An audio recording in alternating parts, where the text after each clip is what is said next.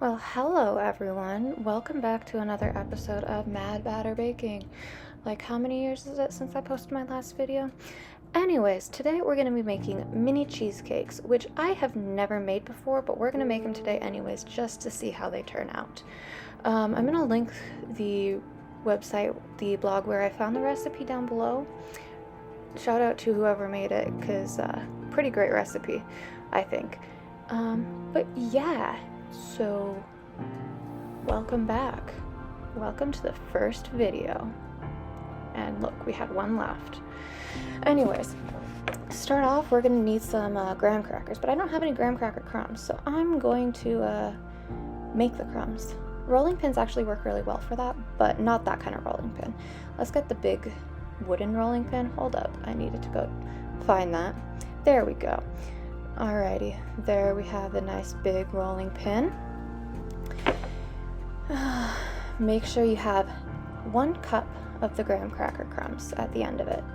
So, whether you get pre-crumbled graham crackers or not, we need 1 cup of graham cracker crumbs,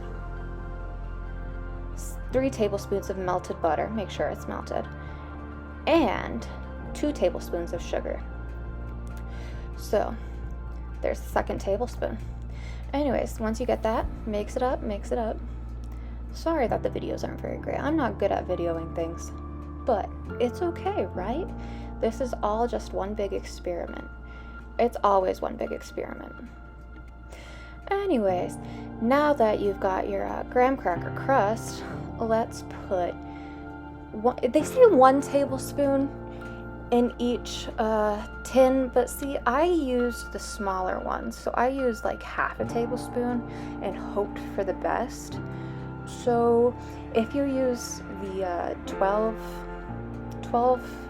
cupcake tin thing, you can probably put a tablespoon in there. If you use the small ones like I did, half a tablespoon is pretty decent.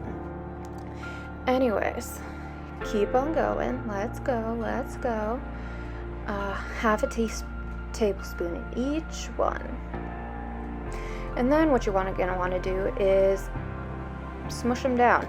They say use the bottom of a spice container, but see, I use the small ones, so I had to improvise and find something in the cupboard. So I found that little handy dandy little thing and squished down the graham cracker crumbs with that. So use whatever you have at home. And then you can set it aside.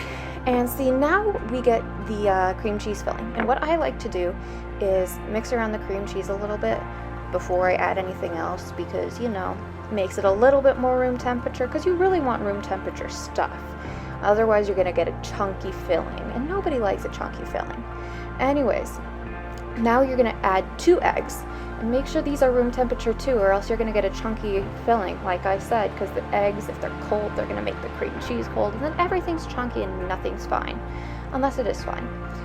Anyways, you add the 2 eggs, you add half a cup of sugar, and then you add 1/2 teaspoon of vanilla.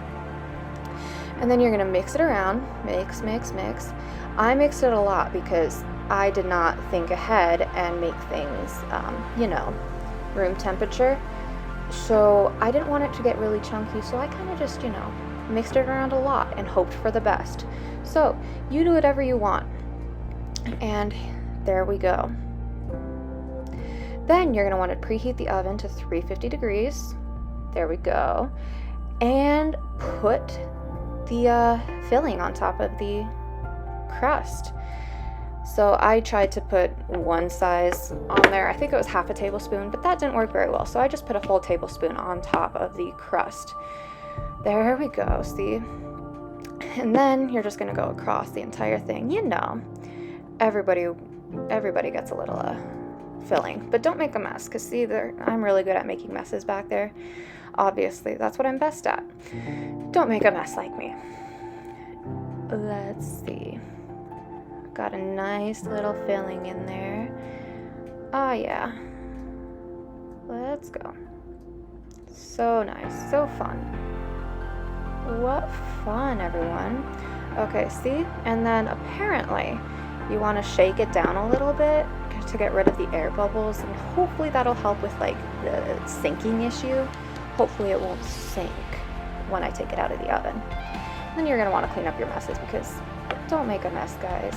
See, that didn't work very well. But then I went back and cleaned it up, and now it looks kind of decent. Anyways, let's put it in the oven now. In you go for 15 to 17 minutes. So obviously I put it in for 16. And look, the most important thing about baking is your drink. So I've got this nice little iced tea there. See, there I am. Don't forget about your drinks. Anyways, now we're gonna make a nice little berry sauce, a berry compote. So get some frozen berries, whatever kind of berries you want. I used blueberries and raspberries because that's all I had left. And then half a cup of sugar, or was it a whole cup of sugar? I don't know. Check the recipe I leave below. And they say stir it gently on medium heat, but I'm not much of a gentle person, so I kind of just, stirred it up. Then you're gonna let it simmer for 15 minutes, except I didn't. And look, the cheesecakes are done. And apparently, if you leave the door open a little bit, that'll help it adjust to the temperature and it won't crack and sink super fast. So that's what we did. And now, here's more for the berry compote. We have a teaspoon of cornstarch and a tablespoon of lemon juice. And then you're going to mix it around until it's a little slurry because, that's what we do. And the lemon juice I used was kind of Best by 2020, but we're going to use it anyways because that's all I had. Then you're going to add it to the berries that have been simmering for 15 minutes, and you're going to mix it around until it's kind of getting thicker. So, there we go. Look, it's getting a little thicker. No, you can't even see that in the video, but it's getting thicker. Then you just keep stirring, and then you take it off the heat. And now, look at that. That's one of my nice little cheesecakes. Look at it. Beautiful. Anyways, I hope you enjoyed that nice little cheesecake making video. It was my first time ever making cheesecake, but I think it turned out pretty great, and I hope if you make it, it turns out pretty great for you. Anyways, it's Mariah out. Bye!